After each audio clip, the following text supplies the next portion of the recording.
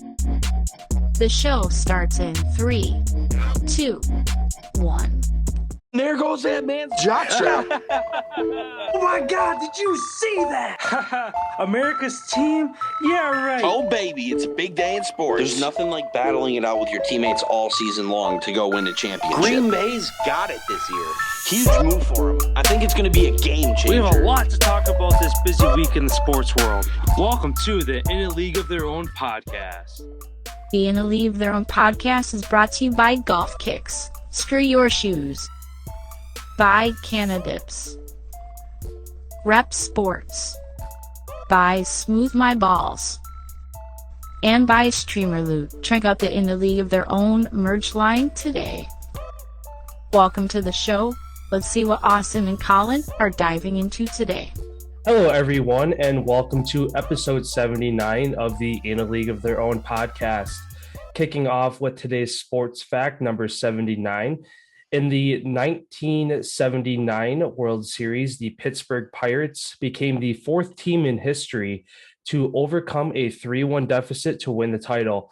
They would win Game 7 in front of the Baltimore crowd, who had to witness their home team on the wrong side of history. So, I think the Orioles were Was it the last time the Pirates won?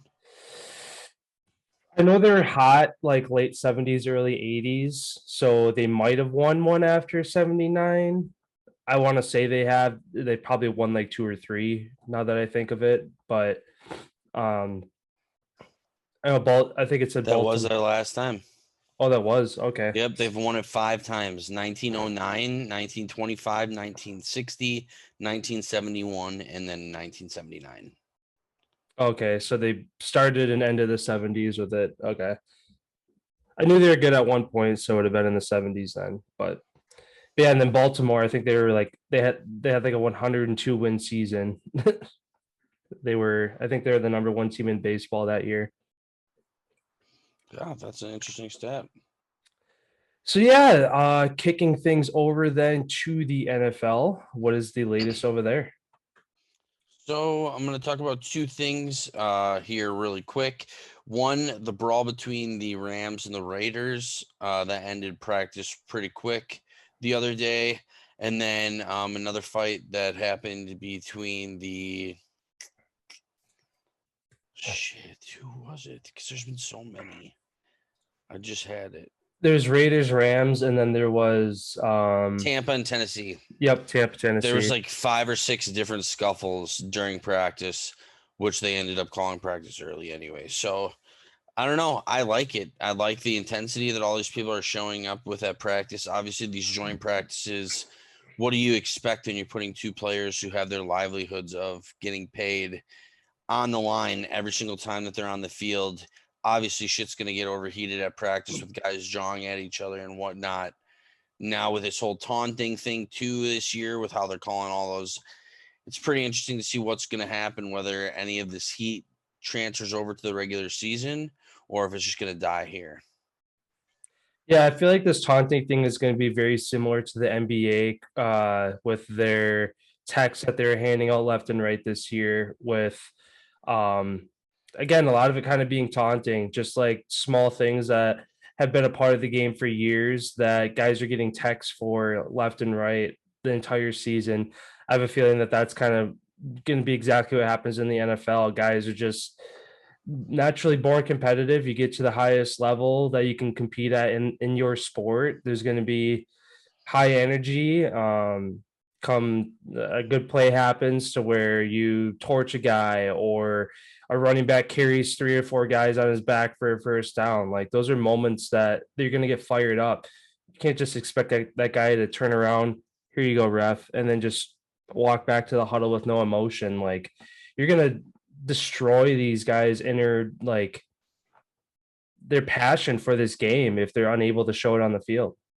Well, I know one coach has already spoken out, and that was Mike Tomlin, talking about how he addressed his team and what he thinks about this. And he just said, you can still do all the same things except for don't make sure you're doing it with your teammates, basically is what he said. Do it with your teammates, towards your teammates. Don't do it towards the opposing player or opposing fans, stuff like that. Just celebrate with your teammates is basically all it's getting down to, which, I mean, you can respect that. The NFL's, trying to clean up all that and make it a more family-friendly type of environment. So I feel like, yeah, At the same for time, some of the people, it's going to suck, wanting to show up the other player. But at the same time, you can trash talk. You just don't have to fucking, act like you're pissing on the guy when he's down. yeah. Well, at the same time, it's like, yeah, I understand how the NFL wants to adhere to a bigger audience because it makes them make more money if they're. It's all about the money. But at the same time, the NFL is not a family-friendly sport because guess what? Last year, Dak Prescott broke his leg. That was on national television for millions of people to see. That's not something kids should see or anybody with a weak stomach should see. It's a grueling physical contact sport. You're going to see broken fingers and limbs and blood. And if the guy doesn't hit the bleep button fast enough, you're going to hear a guy say fuck on national television. Like, those are things that happen. It's grown-ass men playing a contact sport. But people know that watching the sport. Exactly. So that's what I'm saying. Leave it as it is. Don't try to make it more PG with less taunting and less swearing and this and that. Like, I don't know. Because especially on TV, I can see how it's more censored because it's TV. But you go into a game in person, none of that's censored. If you're like, if you can barely hear it too with the fans screaming. Yeah. If you're down closer to the field, you can hear chatter on the sidelines. You can hear stuff more. Like, I don't know. Like, I understand in the sense of like censoring it a little bit more for TV, but then censor it on TV. Turn the camera, like when a guy's going to taunt at somebody, turn the camera away to like a stat or a sideline or show a replay of the play. Like, I don't know. I think there's other ways to go about it than just completely eliminate it. Oh, they're not eliminating it. They just want the respect to be there. Yeah. Like all other sports have that too. You cross the line, you're going to get a penalty. I know in hockey, I've gotten a handful of those. Yeah. Well, it depends on the take it too far. Sometimes you just take it too far, and you know what the consequence is. It depends on the with a 2-minute penalty or a flag that gets thrown on the field, and it is what it is. At the end of the day, it doesn't hurt anything. No, I mean, yeah, you get because taunting is a 15-year penalty. It's just their due diligence of just trying to clean it up a little bit. Whether or not it's actually going to change anything, I doubt it. Mm-hmm.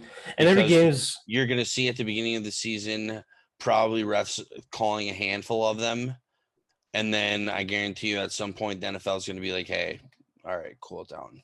Yeah. Like, just let the shit happen. Yeah. It's not going to change. They just had to try to make it seem like they're doing what they can to make the game more respectable. Yeah. Well, every game is going to be different too, depending on who your officiants are, to where some are going to call everything. It's like pass interference or holding. Some are going to call everything. Some aren't going to call anything. Some are going to call a good amount, to where some games a guy looks at another guy the wrong way, taunting. And then you're going to see games where it looked like they're going to be full on taunting like normal and no flags are going to get thrown. It's all going to be dependent on the ref what he decides he wants to do. Yeah. And I mean, with every sport, that's that line. They're going to have to establish that line, and you follow the refs, you play within, that's what the refs are supposed to do. They're supposed to set the boundaries of too much and too little, and you play within the boundaries of that. You know what I mean? And that's every single sport. Every time you have an ump, every time you have a human involved in making a decision like that, there's always chance for human error, human emotion to get in the way, to make a bad call, all that shit. So It happens. It's part of sports, and that's why I love sports. Is shit like that does happen, and yeah, there's a lot of people that are upset in the moment, but you all have to understand that every single person's a human. So exactly. And at the end of the day, it is what it is. Yeah. I guess jumping into another point right here, then, as week one approaches, the QB1 battle over in New England continues to heat up. Last night in a 35-0 rout over the Eagles, Mac Jones went 13 for 19 for 146 yards, and Cam Newton went 8 for 9 for 103 yards and a touchdown. right now, a lot of sources and analysts are leaning towards Cam Newton. Who stands out to you right now as QB1 for the Patriots? It's got to be Cam.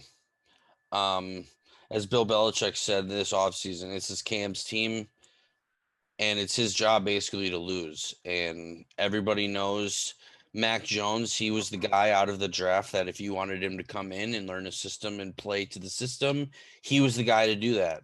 They picked him up for that. Clearly, they're both doing a great job. But like I said, with the experience of Cam Newton, especially them building that team towards basically how his play style works the best, and you're seeing it work, 8 for 9, 100 yards and a touchdown, or 90 something yards and a touchdown. I mean, that's a great performance from Cam Newton, and he even showed off the deep ball a little bit with a couple passes over 20 yards, where if he was just dinking and dunking, 7-yard passes, then I would be a little bit worried, then I would give the nod towards Mac. But Cam's showing that he can still compete. He can still do what he does. And you never know, maybe he can have an MVP type like season with that team built how it kind of was built for him when he was in Carolina, when he had that. Yeah, and plus with Cam Newton, you get that extra dimension of mobility. Versus Mac Jones is fast too. He ran like a 4.7. Yeah, but So he's pretty quick. Well, look at Mac Jones. He's just not known for running. He's known as a pocket passer. Yeah, that's what I'm saying, and that's the thing. The Patriots aren't going to pressure Mac Jones, add more stuff to the playbook for him to say, "Hey, we have designed runs for you to do." I feel like the only time you're going to see Mac Jones run is looking through, first, second, third read, nothing's there. All right, time to run. Where Cam Newton, sometimes it's first reads not there, run, or he has designed runs, especially within like the 2-yard line in a goal line situation. A lot of times you'll see him in the shotgun, take it, and then he has a running back next to him that ends up being his lead blocker, and he jumps over the top because he's 6'6" and just a massive dude that's super hard to bring down. So, yeah, I mean, I agree with you. I think Cam definitely still gets the QB1 spot right now. I feel like he had it this whole time. Don't get me wrong, Mac Jones probably pushed him to do better in these first 2 preseason games and in training camp to kind of step it up a little bit, which is always good. You always want the guy underneath you to push you to, I guess, in a different situation. You look at Green Bay with Rodgers, you have Love, you have Beneckert. Neither of those guys are threatening him for that QB1 position. So it's different but Rodgers is still Rodgers. He's still going to be really good. But at the same time, if you bring in somebody who is just a step under Rodgers at that QB2 position, Rodgers probably steps up his game just a little bit more. So that makes him a little bit better. But at the same time, like I said, I'm not worried about him not doing that good. But yeah, it'll be interesting to see what happens. Again, also, like you said, it's Newton's position to lose. So if they start out the year rough by week 5, week 6, if they have a losing record and Cam's not doing well, throwing a lot of picks, not putting up the yards he's supposed to, then you might see Mac Jones come in mid-game or something to start. I wouldn't see Belichick saying, "All right, you're starting next game." I could see, "All right, we're down at halftime. Jones, you're in. If you can make the comeback, then you earn that starter position." It's probably going to be one of those situations. Yeah, Bill's got a system, so I feel like, like even with Tom Brady, he wasn't even supposed to. He went in because Bledsoe went down. Yeah, I feel like it's going to have to be something catastrophic where they start 0-5, something pretty catastrophic for Bill to go against his plan, because more times than not, his plan ends up working out. Mm-hmm. We even looked last year. So many fucking years, dude. Yeah. Last year they had no team. Literally, they had nobody on their team. Cam Newton and pretty much everybody else opted out, and they did pretty decent for having nobody on their team. Then they load up on their team with all these vets and all these guys who know how to play. I mean, look out. I feel like Bill's got something up his sleeve, and I can't wait for, what is it, week 3 or week 4 when Tom. When Tom comes back to town, yeah. It's going to be very interesting. Plus, it's going to be fun to watch too with Buffalo, their team just being to the AFC Championship last year. It's going to be fun to see New England and Buffalo go toe to toe for the top spot in that division. It's definitely going to be a lot closer than it was last year. Yeah, absolutely. And then speaking of Buffalo, Chicago Bears Justin Fields is back on the practice field and he's healthy. He's going to face Buffalo Bills and Mitch Trubisky. So that's going to be a pretty interesting game to keep your eyes on as far as preseason goes. Yeah, I feel like each club's going to look at that and kind of whoever wins is going to walk away smiling saying, we got you. Yeah, it's going to be a little bit of a revenge game for Trubisky to just let him go. And kind of how he was saying, it's nice to be somewhere that you feel wanted. So I feel like they'll both have good games. Yeah, I agree. I think Fields is definitely going to have more of a test with that Buffalo defense versus the Dolphins defense that he had last week. So Fields is either going to struggle a little bit more or he's going to have to elevate his game a little bit more going into this week to match what he did in week one. And then Trubisky, obviously going against his old team, he's going to be excited to obviously try to get some good plays in, try to score a touchdown against his old team. So yeah, that'll definitely be a fun game to watch. Yeah, absolutely. And then the last thing that I had to touch on in the NFL today is New Orleans Saints came out with a post. All season ticket holders must have their vaccine or have negative COVID-19 tests to get into every single game. Like I said, who was the first team to do that? To do what? This happened a couple days ago. Oh, Vegas. Oh, where everybody needs to be vaccinated or a COVID-19 test. Second team right now to do that and look for this to continue to spread throughout the whole entire league. There will be full stadiums, but you're going to have your vaccine or you're going to have a negative COVID test. which is fair. I mean, yeah, it's fair. But I'm just saying for those people who got the vaccine and they still have COVID and they wave their little card thing and they still get in and then they spread it to all these people who don't. Yeah. So it's going to be, I don't know, it's going to be interesting to see what happens. Yeah. I feel like either they'll find a way to have the season go as good as it can. Otherwise, I could see by week 3, week 4, they're going to have to go back down to 7,500, 10,000 people in the stadiums because there's going to be huge outbreaks that are tracing back to these stadiums. Yeah, and the last thing I had for the NFL is that the Packers released a 50s throwback uniform, which they will be wearing week 7 against Washington. Kind of excited to see them finally come up with a uniform like this. Years ago, when they were doing the color rush on Thursday Night Football, this is kind of the uniform I was hoping they do instead of the all like frosted white uniforms.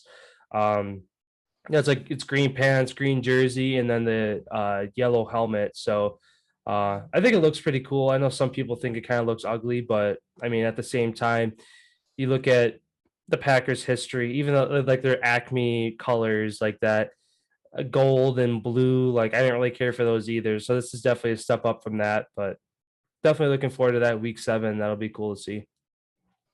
Absolutely. I loved them. I loved them. I think it's really cool. Yeah. I really wonder when the NFL is going to get back to something like doing another color rush type of year. Yeah. Well, that's the thing is teams basically still do a color rush, but you'll see they come up with their own jersey. So every team has a Thursday night game. Basically, each team it's kind of just like an unwritten rule that teams will wear an alternate jersey on Thursday Night Football.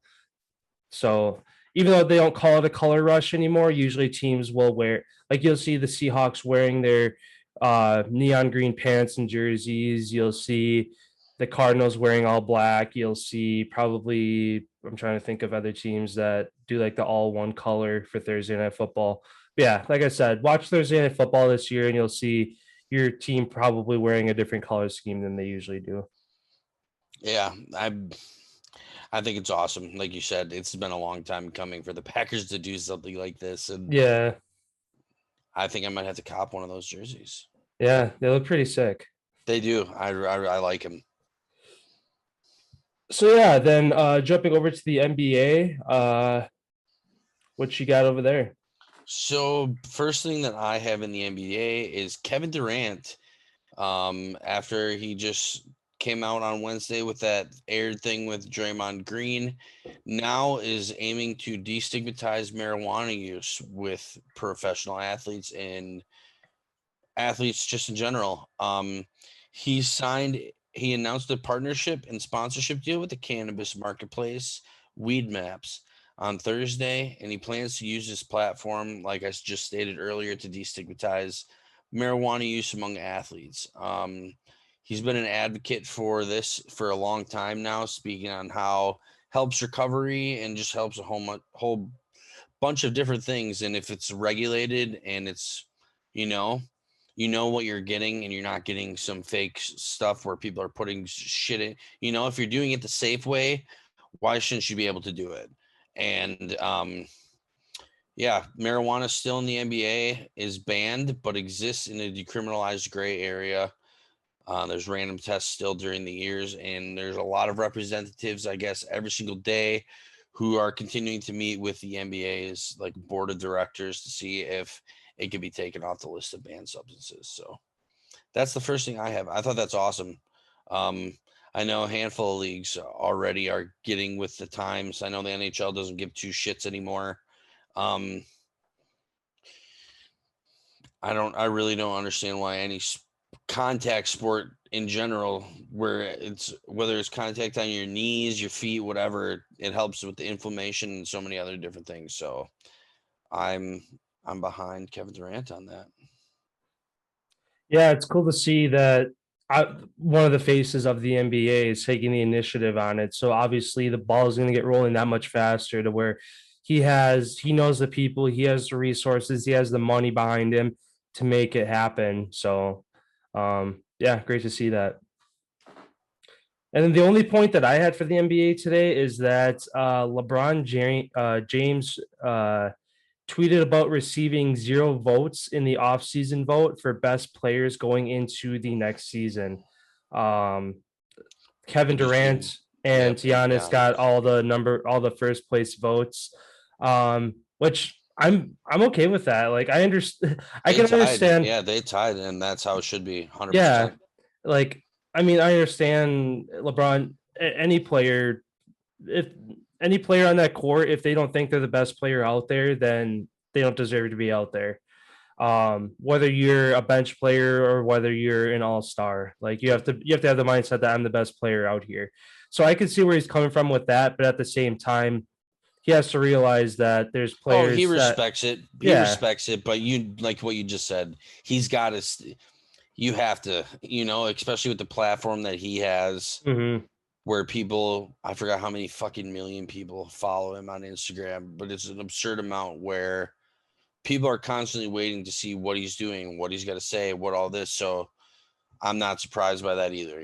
Just like you said, if you're not expecting to be the best when you're out there, you don't deserve to be out there. So yeah. I'm not shocked by it. But yeah, I think it was well deserving for Durant and Giannis to be tied for it. Honestly, Giannis had obviously the championship season, the Finals MVP, but Durant probably is more talented. So I could see where that kind of like it's hard to give one the upper hand. Giannis won a title and got Finals MVP, but Durant's kind of a better player, so we'll just have him tie this year. So if it would have been 51-49 Durant. Yeah, if it came down if it came down to it, yeah, I would give Durant the slight edge just because he is a better player. But this past year, going off accolades and who won what, obviously you got to have Giannis in that conversation too. Yeah, that's all I had for the NBA. So whatever else you got. The only reason I'd give it to Durant is because he pretty much is by himself. Yeah, and almost took him all the way. That's the thing. He shouldn't have been by himself. So that's that's the big question mark that everybody will always ask is, or if he was half a shoe size smaller. Because James Harden said nobody can beat us if all three of us are 100% healthy, and that's what I guess James Harden and Kyrie are both focusing on getting their bodies back to in the best shape of their life so that this next season they can go for it the full way. Mm-hmm. And that's going to be interesting to see. They're going to be a really good team if they can do that. Same thing with Blake Griffin. He's been kind of on He's the older, though. yeah, he's been dealing with injuries. So if he can put together one more healthy year, he's another guy, another big guy. So you got 4 all-star level guys on that team together. Yeah, it's a matter if they can stay healthy. As much as you put that asterisk next to their team for the past year, well, if they were healthy, it's like, well, guess what? They weren't. So you could say if they were healthy that they would have went on and won it, but at the same time they weren't. So it is what it is. It is what it is. That's right. Yeah, if you had anything else for the NBA, that the LeBron thing was the only thing I had to bring up. No, nothing really else worth mentioning to me. I guess I'll just look it over here. There's a couple signings I'll quick throw out there that happened in the last 24 hours. The Boston Celtics agreed to a 4-year, $54 million extension with Robert Williams. Hamadou Delio, Delio. Sorry, I don't know if that's how you pronounce that, but he returns to the Pistons on a 2-year, $10.4 million deal. And then the last one, Terry Rozier agrees to a 4-year, $97 million extension with the Hornets. So,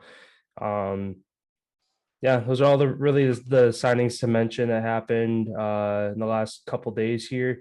Again, the summer league just wrapped up. Preseason basketball is about a month away, and I think second week of October is the first regular season game. So, football's right around the corner, and then as soon as football gets back in full swing, basketball will be back, and then shortly after that, hockey will be back. So 20 days for the NFL. So yeah, then jumping over to the MLB here. Last night, after being up 4-2, the Brewers fall to the Cardinals 8-4. They did win the series 2-1 though overall. So at this point of the season, as long as you're winning series, that's all you can ask for. This weekend they will have a series against the Nationals back in Milwaukee. I'll actually be going to the game tomorrow afternoon, so excited to go to that. The Phillies are slipping now, as just a week ago they're at the top of the NL East and now have suffered a series sweep from the Diamondbacks. So I know the Phillies are kind of right there to where they're almost going to have to win the division. Obviously, with the NL West, with the Giants, Dodgers, and Padres, basically one team's going to win the division and the other two are going to be the wild cards. So for everybody else, it's either win your division or you're out right now. Last night, Shohei Ohtani hits his 40th home run of the year, leading the league. I think he's got a 5 home run league over I can't remember who was in second. I could see his face, but I can't remember his name. And he also pitched 8 innings last night in a 3-1 win over the Tigers. The Tampa Bay Rays keep a 5-game lead over the Yankees in a 7-2 win over the Orioles, and the Orioles are now up to a 15-game losing streak.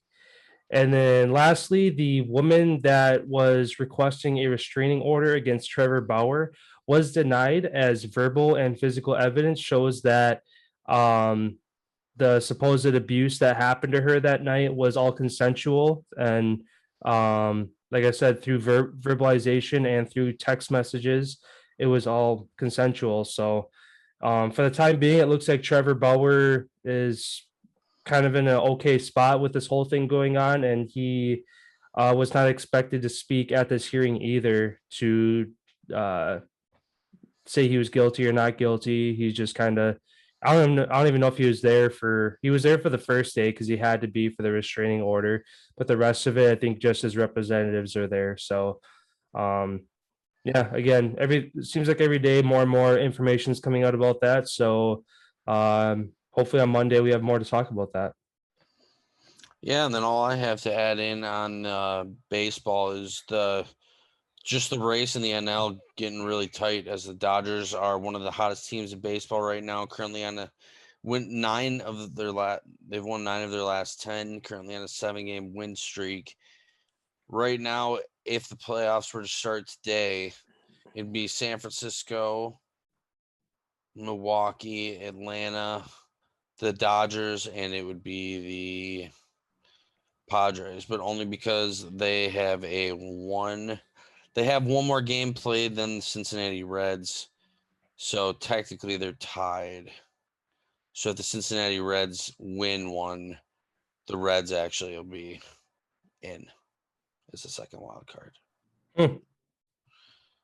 Padres have been struggling. They're in a three-game losing streak. Damn. Yeah, it's really interesting. And then all the AL Central is on a losing streak right now. Wow. Yep. So, yeah, that's all I had to touch on baseball. All right. Over to the NHL then. Just a couple things here in the NHL. Not a whole lot. City of Glendale terminates their contract with the Arizona Coyotes at Gilea River Arena lease after the season. So long talks. This has been in talks for probably the last 6 years. They've been on a year-by-year deal lease with the city of Glendale.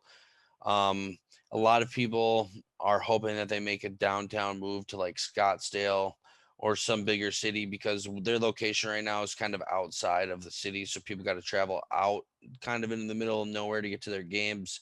So they're hoping that they can either get a building or build a stadium near downtown at some point coming up here in the near future. Austin Matthews is the cover athlete of NHL 22. This is the second time he's had it in 3 years, which I'm kind of surprised that EA Sports did that, but that's what they decided to do. And then my last point on the NHL, I'm going to save that for the Feel Good Friday. All right. How do they not put McDavid on the cover, especially if Matthews was just on it? He's been on one already. Oh, yeah. Then that's tough, I guess. If your best Matthews and McDavid are your two players that you go in between, and they've probably been on the cover the last. Because was McDavid on it last year? No. I think last year was. Oh my god! I just deleted it. I think it was McDavid last year. Yeah, I think it was McDavid last year. Ovechkin maybe the year. Let me look. Yeah, Ovechkin. No, Ovechkin was last year. Yeah, Ovechkin was 21, and then I think McDavid was 20. And then Matthews must have been 19 if he's getting it again this year. Hold on a second here.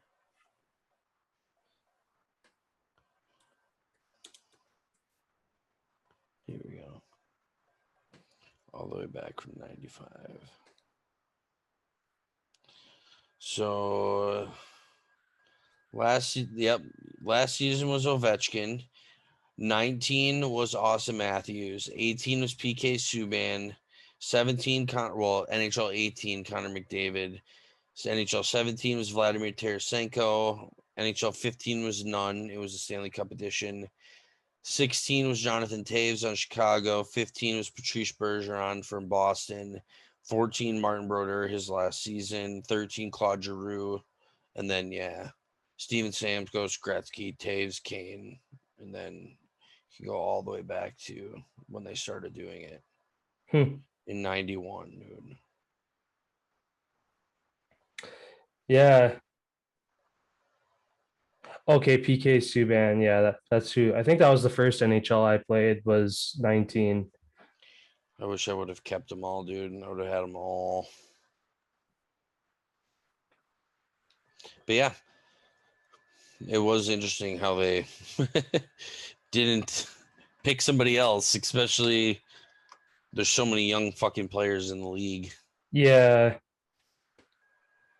You think that they'd have they don't do like 2K does with the different editions, do they? With like the legacy edition and like they did when they had Wayne Gretzky on one.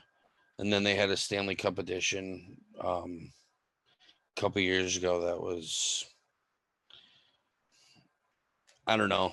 Yeah, they do every once in a while. It's not every season that they do that, though. Oh.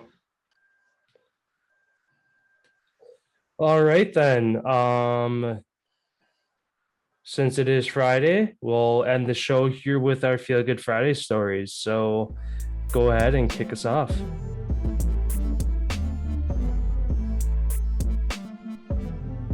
All right, my Feel Good Friday story is that goaltender Hendrik Lundqvist has retired from the NHL, ending his 15 years career here in the NHL. And what a phenomenal career that he's had.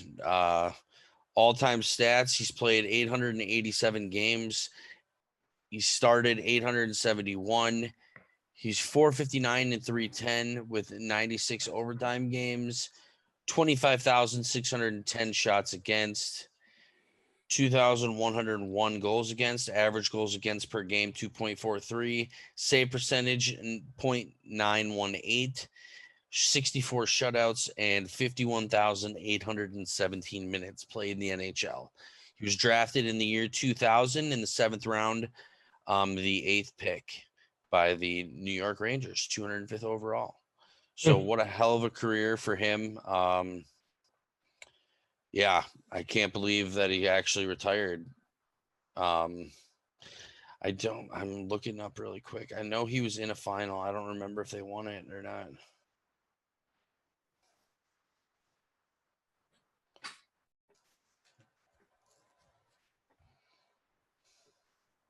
Nope, that's right. They lost Game 7 to the Kings when they won. So, yeah, he only made it to the Stanley Cup Finals one time on the New York Rangers team. And then I'm just going to quickly read here his post that he posted out on Twitter yesterday. And, yeah, then I'll pass it over to you. He starts it off with, "It's time. For the last 30 years, I have devoted my life to the game of hockey, and now it's time to walk away from the game I love and begin a new chapter. The future excites me. I've met so many amazing people over the years that will help to guide and inspire me in my new journey. There are many things I love about this game, from the excitement I felt as an 8-year-old at my first practice to the 15 years of butterflies I had every time I took the ice in the greatest city in the world. I'm extremely grateful for what hockey has brought me and taught me in life. These lessons will never leave me. Thank you to all the coaches and players that helped me throughout my career. Thank you to Swedish hockey, from growing up and playing in Sweden to ultimately representing my country on the world stage. There are some of my proudest moments. Thank you, New York Rangers and New York City. I'm a born Swede, but I will always feel like a New Yorker. Thanks to you. Thank you, NHL. This league was everything I dreamed of and more. Lastly, thank you to the game of hockey and its fans. You gave my life purpose and have loved every single minute of it. Thank you all." And now he is walking away into retirement with a boatload of money. So hell of a career to Hendrik Lundqvist on that deal. And yeah, that's all I got to say. Sounds good. But yeah, for my Feel Good Friday story, it's not old news. It's something we kind of talked about in the past, but it kind of resurfaced in the past couple of days. And just weeks after the Olympic Games had finished, Simone Biles was asked about the way things unfolded in her 2020 Olympic experience. She went back to say that she was happy that things turned out the way they did, and that she has no regrets after withdrawing from 5 of her 6 events. She decided to use this attention on herself to shine light on mental health, and she has received a load of support from other athletes to stand up and do what she did on the world stage. Again, at just 24 years old, she has kind of took it upon herself to go do this basically on her own. She doesn't really have obviously she has teammates and family members to support her behind all this, but essentially gymnastics, even though it's a team sport, it's an individual sport. So obviously she had to make this decision on her own. So yeah, again, great to see that. It kind of seems like as reporters and stuff keep prodding at her, trying to get her to probably crack and say something, she just keeps staying true to what she did and what she said. And again, she has nothing to prove to anybody. So and I think either this week or sometime this month, she's going on a goat over gold tour across the country, doing gymnastics with some by herself, picking up some of her U.S. teammates along the way, stuff like that. So, yeah, great to see that she's doing that. Yeah, that's awesome. Both those are really cool moments. But yeah, that's all I had for today. Again, there's preseason football. There was a game last night. There's 2 more games tonight, and then the rest of them Saturday, and I think there's one or two on Sunday as well. So, getting past that halfway point, and then next week will be the last games, and then there's that long 2 week wait until week 1. So It's only one this year, I believe. no, it's because it's the last game is the 29th, and then the first game is until the 12th. So that's 2 weeks.